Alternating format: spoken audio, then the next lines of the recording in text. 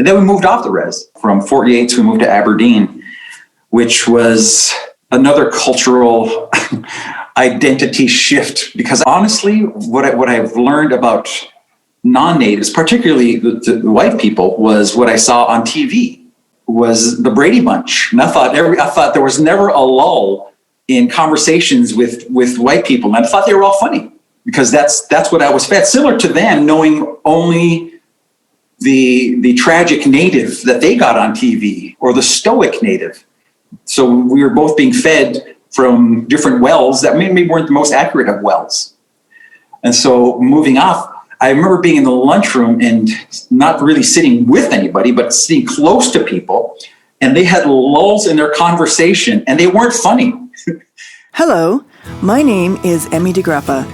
Each week, we bring you stories asking our guests the question why. We learn about passion, purpose, and the human experience. Brought to you by Wyoming Humanities with the generous support of the Wyoming Community Foundation. This is What's Your Why?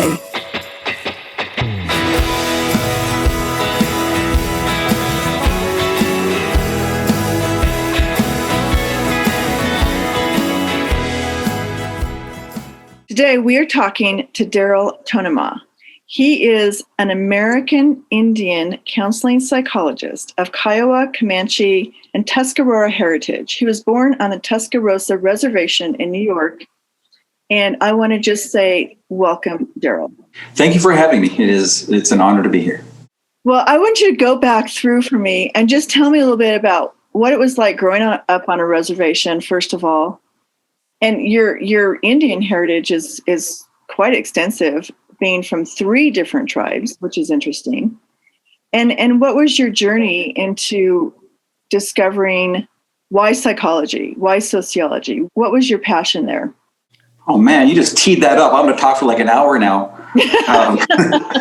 So, born here in Western New York, Tuscarora is here, and lived here till I was about, 7 or 8. And at that age, at any community, that's just your world, and you don't know really anything about it. That you wake up and you go to school, and these are your friends, and these are the houses you passed on the way to your school, and that's just life.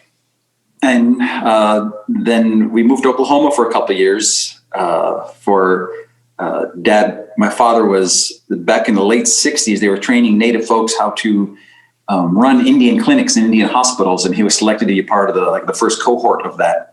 So we went to Oklahoma for his training, and then he wanted to go. He and my mother, who was a nurse, wanted to go where they could be of most use for Indian people, and so we ended up going to Standing Rock, the Standing Rock Res in North Dakota. I lived in Fort Yates, and I think that's part where I had a cultural identity development in an interesting way.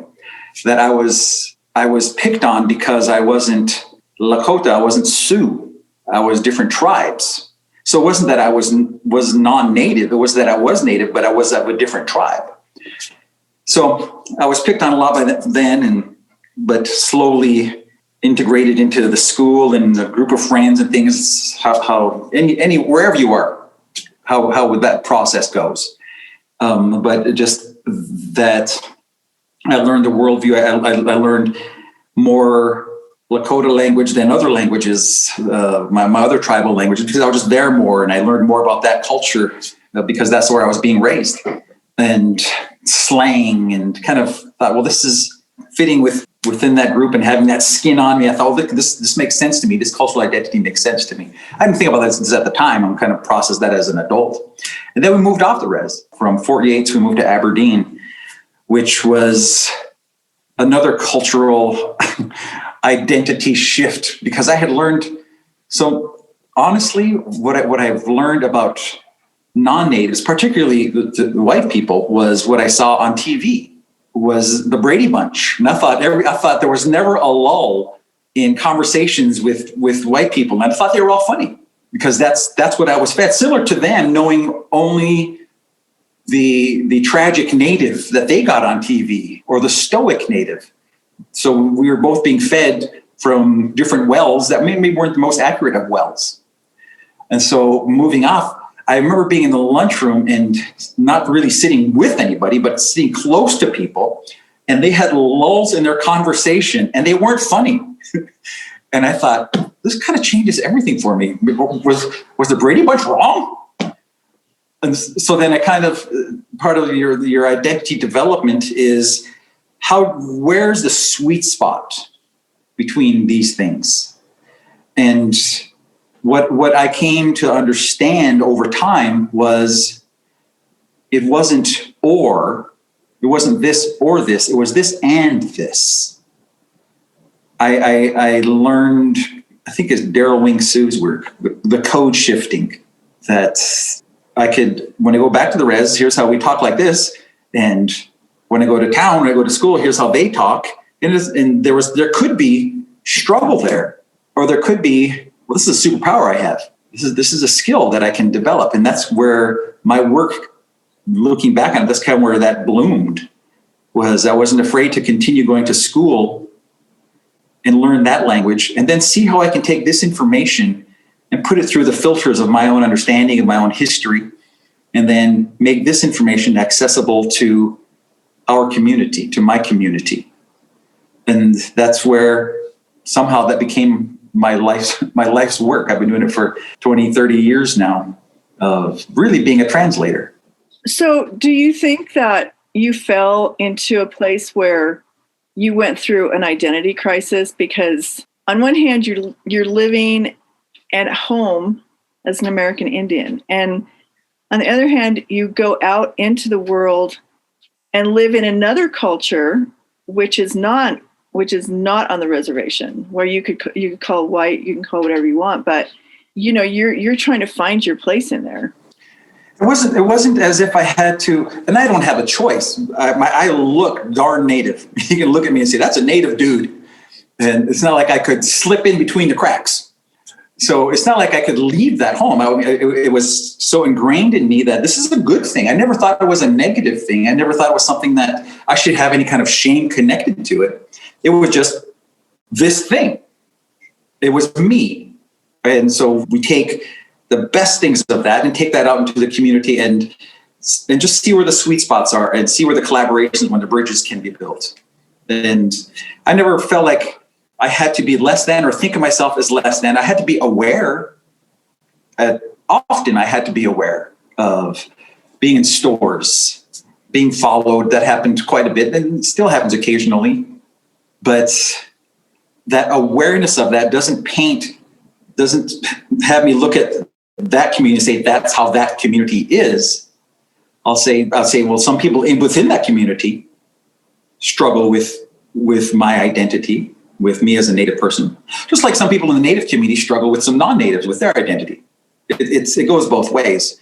So what I want to do is, again, I keep referencing that. Where's the bridges and where's the commonalities and where's the sweet spots? I know that my buddies who are non-Native, they love their kids just as much as I do, and they want to help their communities like I do. And so there's a lot of commonalities, and if I want to focus on those things more, it feels better. Mm-hmm. I like that you're a bridge builder. Yeah. You want to realize that we're all in this world together. We're all human beings. We all, like you said, love our children. We all want to understand each other. And one of the things I've noticed that you really focus on is trauma. And so did you experience trauma in your upbringing, or was that something you saw what was going on inside your own culture? Well, blessedly, I came from a solid home. My parents took there were 7 of us kids, and my parents took being our parents pretty seriously. Sometimes maybe it was embarrassing to come home being screamed at on the res, to come home and take a bath in front of the whole neighborhood and all my buddies. But they took their parenting very seriously. But Dad, he was director of the clinic there, and he'd come home and talk about some of the tough things that happened there today. And he and I started to have a conversation. I was pretty young about what we now call trauma, the tough stuff that happened to some of the folks, and not all the folks, just like any community, not all the folks, but some of the folks. And then some of my friends would come to school I was probably like fifth, sixth grade. And when my friends would start to come to school and they had been drinking in fifth or sixth grade, or maybe they had bruises and things like that. And I didn't know what any of that was. And there was a different time. So school systems were just different back then. And I talked with my dad about it, and we talked about, I said, I want to be helpful, just reflecting on my parents, really reflecting my parents, because dad wrecked the clinic and mom was a nurse. So they both wanted to actively run toward, not run away from. And so at an early age, it was probably about sixth, seventh grade, I said, well, what are things I could do to be helpful? We talked about medicine. And then I had heard social work. And dad said, you're not very good at paperwork, so you probably shouldn't be a social worker, which he was right. Bless him for saying that, because that was wisdom. And then I took my first psychology class in high school, and I thought this might be where I could stand in the gap or be of some use. And so since I was about 15 is when I started pursuing, knowing that was going to be it. And along the way, tried to do things that I enjoyed as well, as far as playing music and a little bit of acting and writing and things like that. So I wanted to make the journey fun as well. Well, and what sets you apart in your work as a community counselor and a psychologist? And go through your degrees again, because I think that's very interesting that you have 3 degrees, a master's and a doctorate, correct? Yes. So psychology, sociology, and gerontology.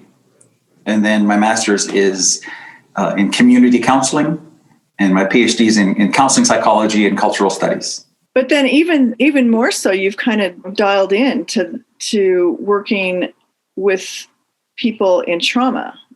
And so describe that work.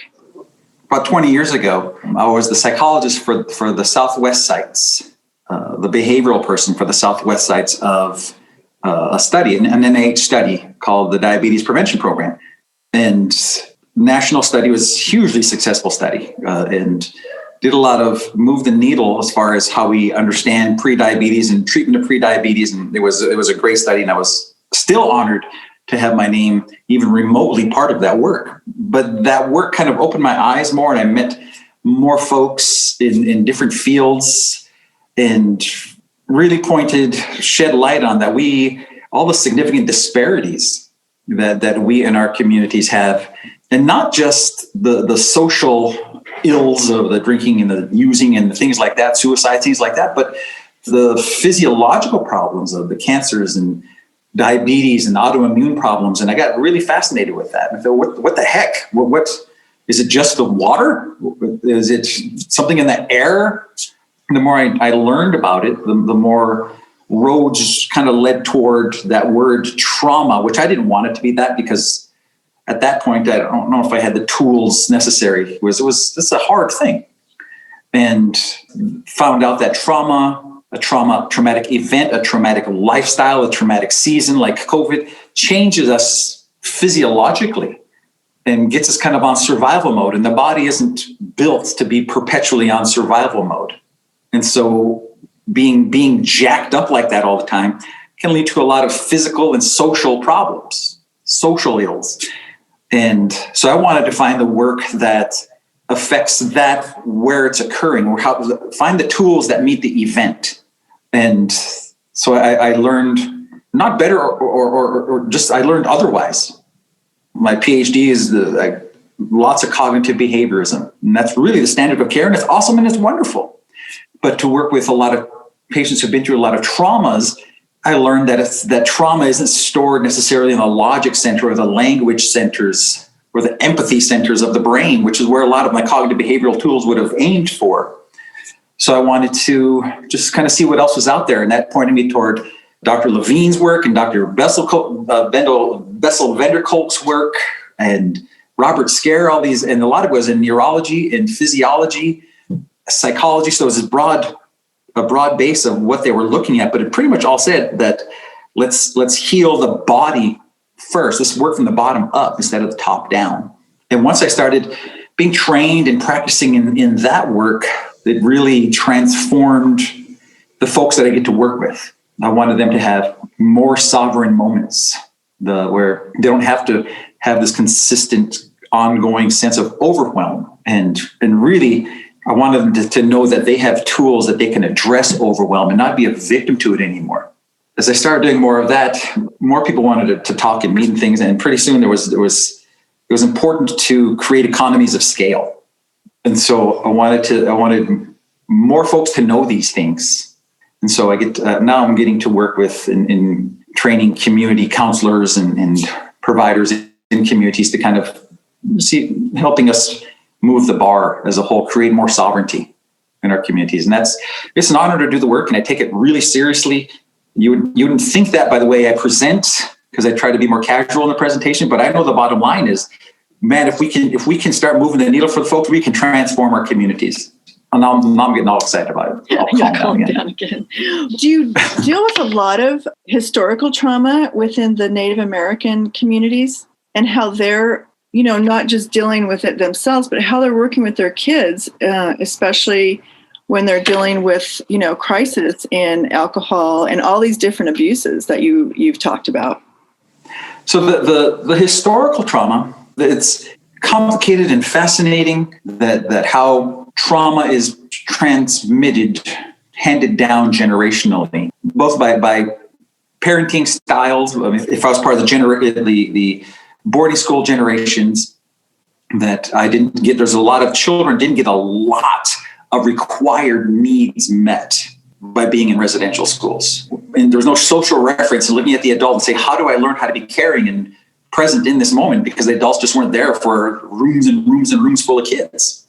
And there was a lot of abuses and things like that. So it changes people, not just psychologically, where it affects how I know how to be present and how to raise my own kids and grandkids, et cetera, but it also, if you look at the work in epigenetics, it can change us, how that's passed down. But what I want the folks to understand is that not just the hurt is passed down, there is all sorts of strength that is passed down as well. We survived genocide for generations, and we're still here. You and I are having this conversation on this podcast today out of some miracle that we're still here.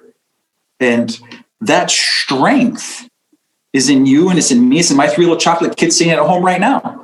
And so my role in their life is to give them a safe haven for that to bloom and raise them safe and with nurturing, but also challenging them in the ways that they need to be challenged so that can bloom in them. And we can transform our communities like that. But it's not going to happen by accident.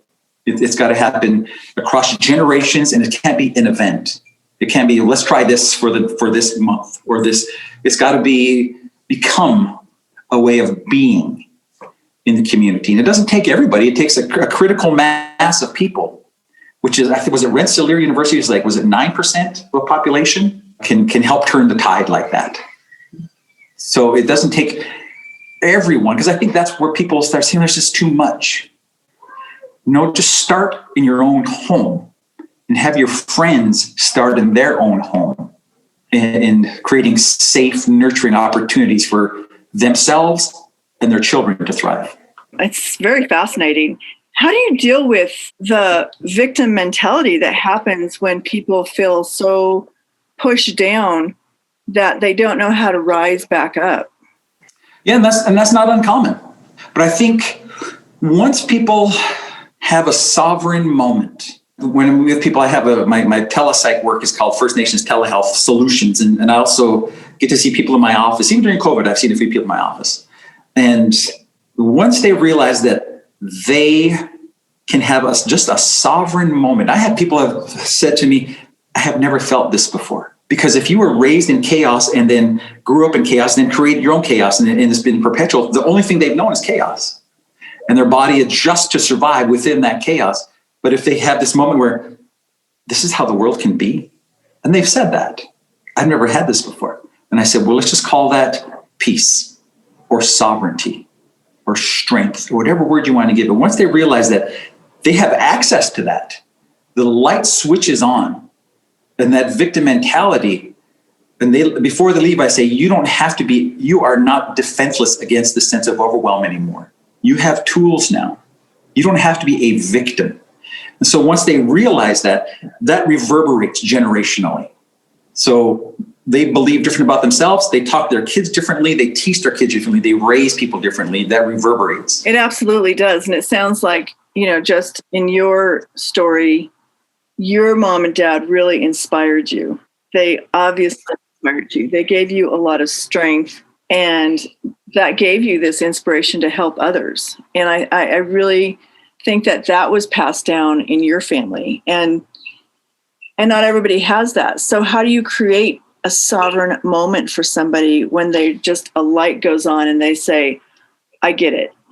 Well, let me back up a step. There is so much research and so many good things about if somebody is traditional. There's a lot of cultural things that even play in a sweet spot of the vagus nerve and the midbrain function, and things we can do with dance and singing and motion and movement, all stuff that are traditional behavior. So that's great. That's awesome.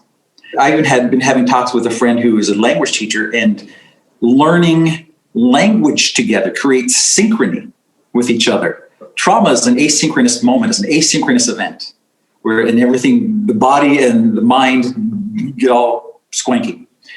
So it's an asynchronous event, but the things that create synchrony can actually, as part of culture, can address trauma. I think that's for us, for the Native community. I think that's the next horizon. We need to be looking into that. And I want to really, really curious about the functions of that. So for the people that I work with, even have them start to recognize what overwhelm feels like, and then not being in overwhelm. What does that feel like? Knowing the difference. So starting to discern, because they probably have moments like this, but it's too busy feeling like this. Too busy being connected to this sense of overwhelm. So if they have the capacity to start discerning and knowing the difference, and then us getting a foothold in there and being able to expand on this through breathing techniques, through getting to know the body better, understanding the messages from the body, not labeling those messages right away as stress or anger or anxiety, just saying that's just information, and I don't have to label it yet. Let me just see what my body's going to do with this. And then building on that. But it just takes a little foothold to start expanding that. Well, don't you think that every person who's alive and breathing experienced some kind of trauma in their life? I mean, no one has a perfect life. And we all have to grow up knowing how to deal with stress and anxiety.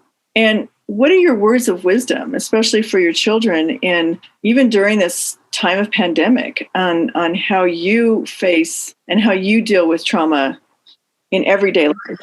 You can have stress without having trauma. You can't necessarily have trauma without having stress. So trauma is really the overwhelm in that moment, that we don't have the capacity to address it. Or maybe there wasn't safety after the event, so it expanded into something else. Or maybe life before the event was chaotic, so maybe I was predisposed to having it present as trauma. But we can become stress hardy, creating safe environments, nurturing each other, and helping each other breathe in stressful moments. We can actually create a physiologically stress hardy body where it doesn't have to be overwhelmed. And different people have different levels of what is going to be overwhelming to them. And there's a million things that go into that. But so the best we can do is create stress hardiness, having good nutrition, which actually plays into stress hardiness, physical activity, water, safety, good environments, all this stuff creates stress hardiness. So something that comes along that maybe for others, this might have been traumatic, but for this person, maybe it was just stressful. So it doesn't have to become overwhelmed to them. So creating ways to become stress hardy. Darryl, I think what's also interesting is that you're living on a reservation right now, correct? Just off the res, yeah. So your office and most of the people you work with are on the reservation? Yes. The telepsych that we do is 100% reservation work, yeah. So have you seen over the years that you've been working and within your study, have you seen the Native Americans change, and have you seen the reservation change? Yeah, and this probably tracks larger society. If you look at the incidence of ADHD diagnosis, we reflect larger society, because it's not like the res is the world virtual now. And every game that is in town is on the res, and everything that's accessible is accessible here. And so worldview has changed since technology And one of the big drawbacks of that is lack of attunement. Attunement, going back to what I said earlier, the child requires the adult to kind of figure out how the world rotates. And if the adult is in the room, that's good. But being in a room doesn't necessarily mean you're attuned. It means you're present. So if something drastic happens, good, you're sitting there, but you're on Facebook or you're on Instagram. And that's not attunement. That's not being connected to the child. I saw a study where the child, when the parent is present and connected with the child's stress parts of the brain kind of deflate. But when the parent picks up the phone and takes away this attunement, the stress center of the brain lights up in the child. They desperately try to get the attention again. That's where, and you've probably seen kids, mom, when they're on the phone, because they're trying to mediate something. That's when the behavioral problems start, because they can't control the sense. And so they externalize that. And so the changes that we've seen are universal, but it's not like the res has been.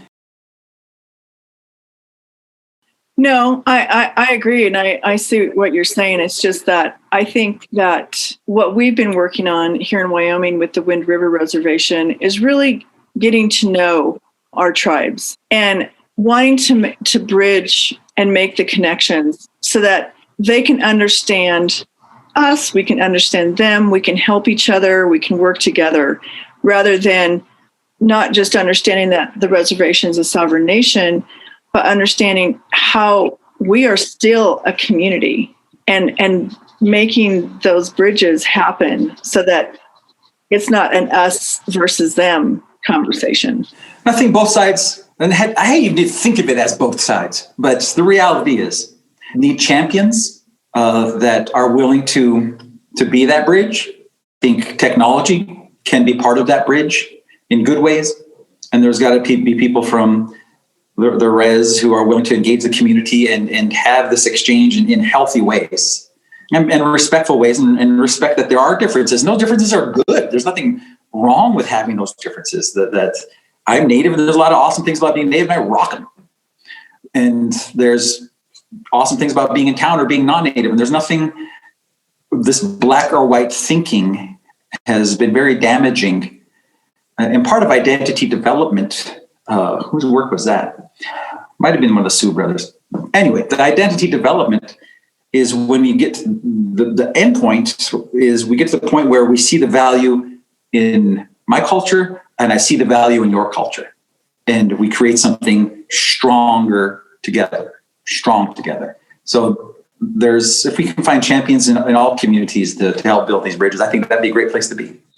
I do too. And I think that more and more people are trying to do that. People are trying to figure out how to build those bridges, because we have Wyoming. I think the Wind River Reservation is the third largest reservation in the United States. And the population in Wyoming is less than 600,000 people.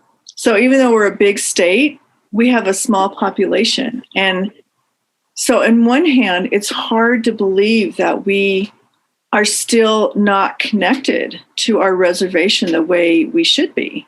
And I think it does go both ways. I know it's not just a one-way conversation, but just wanting to understand, is it okay to go on the reservation? Are we welcome there? Is it? If you buy gas. No, well, we have that conversation here. And obviously the answer is going to be, depends who you ask. There's not a rule that says you cannot come onto a res, because we have industry on our res. We have gas and smoke shops. So they want people to come onto the res for those purposes. But when you say come onto the res as an entity, that's different than coming onto the res as an individual. An entity has different resources and strengths and probably motivations than an individual might. So that's where that leeriness comes in, because you say, are we going to sacrifice any of our sovereignty to this entity? And so that's when it feels like there's this tug of this push and pull back and forth. Do we really want you here? What is your motivation? And you can't blame us res folks, because that's historical.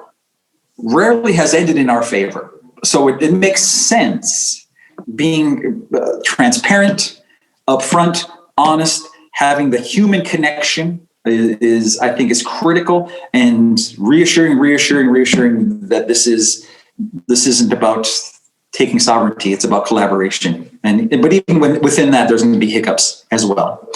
It depends. There's so many factors that go into it, as you can see. Right. It's not a simple answer. It's never been a simple answer. Right. We're all part of the human condition, and it's just trying to find ways and work with people like yourself who are really open to that conversation and open to that collaboration, like you just said. And really, it's consistency and openness and honesty over time. If it's an event, then it has a beginning, a middle, and an end. But if it's a relationship over time, that's going to carry a different weight, because the entity will show who they are over time, rather than let me put my smiley face and see if I can get us in there. It is complicated, not undoable, but it's got to be done with good hearts and for good reasons. Before you leave us, I want you to tell the audience, how can they find your work, your music, and find out more about the work you do, really? The music and acting and book stuff is on our website called tonemah.com, TONEMAH.com. And the telepsychology is on FN, First Nation, FNtelehealth.com. So there's a couple of different websites, or you could just find me on Facebook, Darryl Tonemah on Facebook, and shoot me a message. Right. I think your background is so interesting, and I really appreciate you taking the time to talk with me today. Thank you for having me. It's an honor to be here.